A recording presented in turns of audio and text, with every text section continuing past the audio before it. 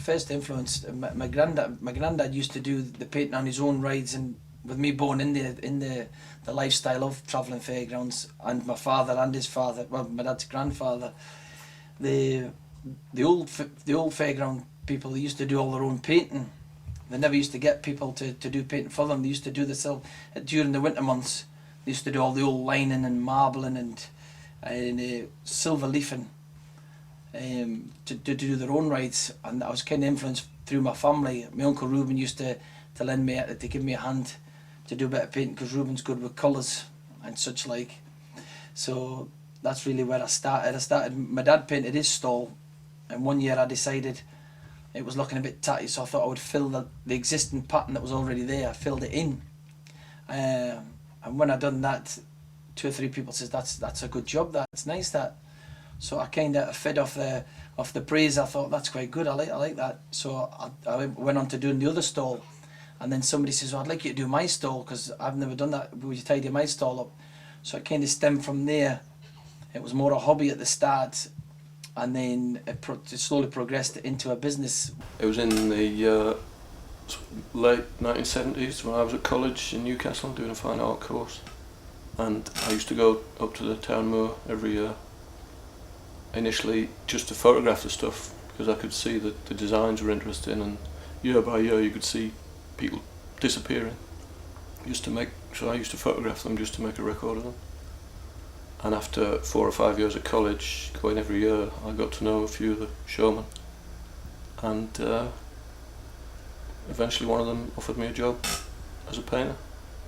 When I first started painting, I'd done a bit of sign writing on my dad's lorry. This was styled off my grandfather. This was the kind of letter style he normally used, and it was like a right fairground scrolly type.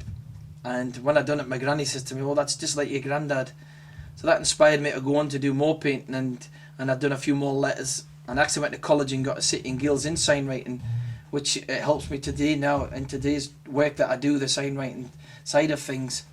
And then I went on to doing the pattern side of things, which was this one. I've done this one, and the aeroplanes with all the old scroll work and silver leaf, which was influenced by Fred Fowell. Was a big influence. I liked a lot of work that Fred Fowell done. I've done a bit of research into his colours and his style. So obviously at the beginning you copy your idols, the people that you idol, you copy them, and then you create your own kind of patterns and your own style, which I do believe to this day that I've kind of got my own style. Because I had no idea about like traditional fairground techniques and stuff.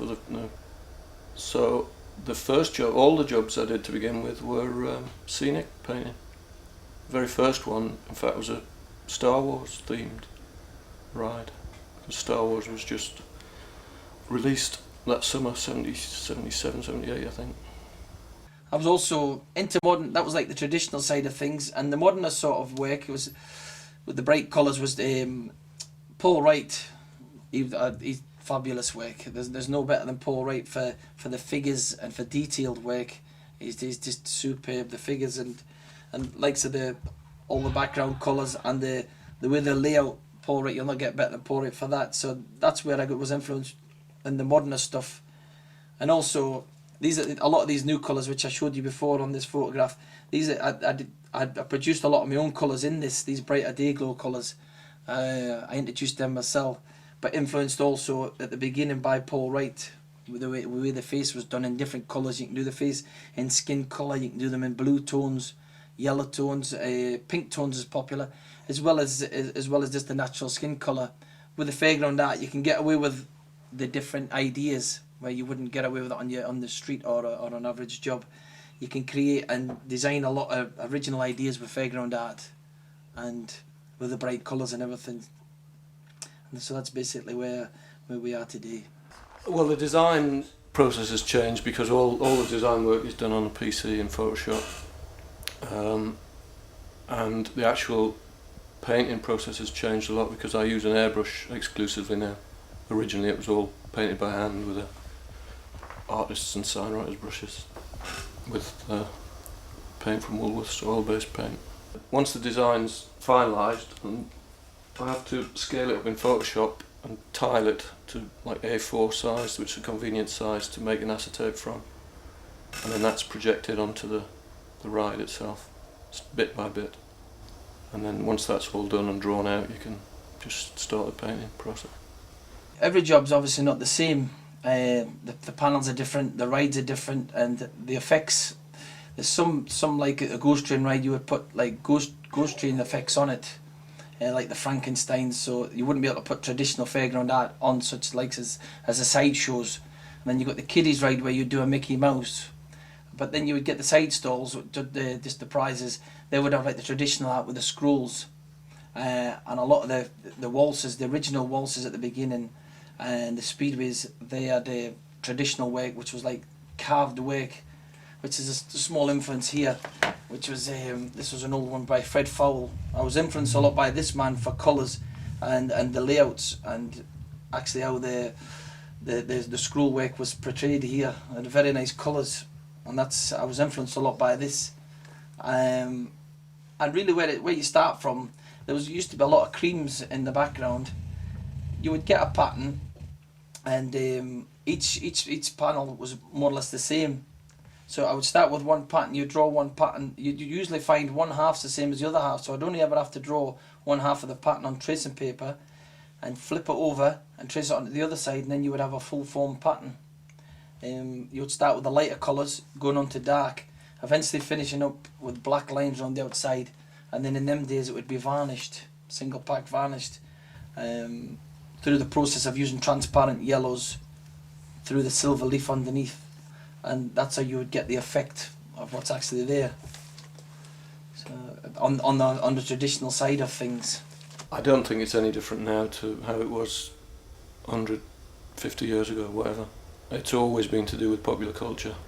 It happened in the 50s and 60s that there were lots of films and rock stars that you could actually have put on your ride, and it's pretty much the same today. Too many Kylies and Robbie Williams around for my liking.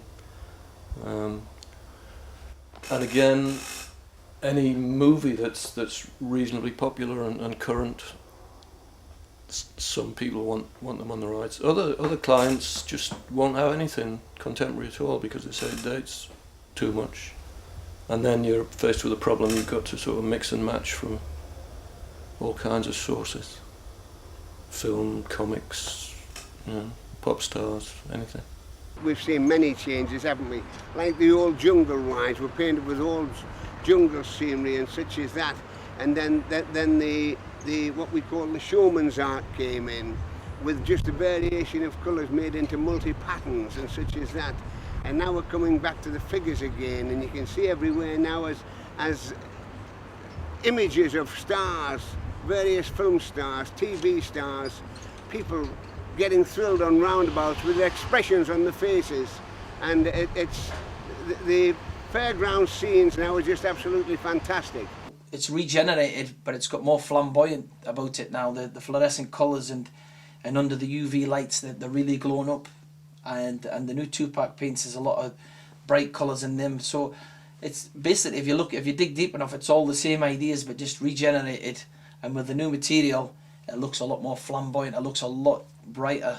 So it's really, when you say new ideas, it's not really new ideas, it's all the ideas that we're all picking up now. We're just really glorifying the old ideas and just adding to it, and well, hopefully it looks good now and modern, the stuff that we do now. I have a picture here of a modern picture. What I'm trying to say, that's modern. There's no traditional work in that, and the like flamboyant, bright colours in this. Where this is modern today, maybe in 3 years it may not be modern. Where this was modern, this would be dated on a fairground, and nowadays that would be classed as a dated scenery, and this would be, you tend to more to find this, the brighter colours. But this may all come back again. It's not to say that that's dead and gone. It isn't. The animals seem to be popping up now, and a lot of the different rides. You more or less get away with anything in fairground.